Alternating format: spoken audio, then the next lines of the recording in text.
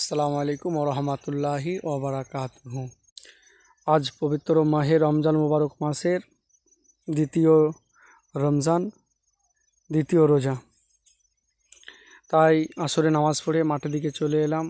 সারাদিন কাজ করছিলাম, আসরে নামাজ পড়ে একটু মাঠের দিকে ঘুরতে এলাম। আমার পেঁয়াজ লাগানো আছে, এই যে পেঁয়াজ দেখছেন, রসুন, হ্যাঁ, বোট, শাক খাওয়ার জন্য সামান্য খানিকটা লাগিয়েছিলাম।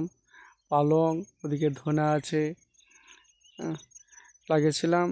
তো পেঁয়াজ রসুন এসব লাগানোর টাইমে এসআইআরের খুব কাজ চলছিল, তো সে টাইমে খুব ব্যস্ত ছিলাম, আমি আসতে পারিনি। মুনিশকে দিয়ে লাগিয়ে দিয়েছিলাম, কিছু সার পানি দিয়েছিলাম। ভাবছিলাম মনে হয় এবার আমার রসুন পেঁয়াজ হবেই না, হয়তো কিনে খেতে হবে। সারা বছর কিনে খায় না, নিজে লাগাই, এই থেকেই রসুন পেঁয়াজে সারা এক বছর কেটে যায়। তো আলহামদুলিল্লাহ ভাবছিলাম হবেই না, কিন্তু বেশ সুন্দরভাবে নেমেছে পেঁয়াজগুলো।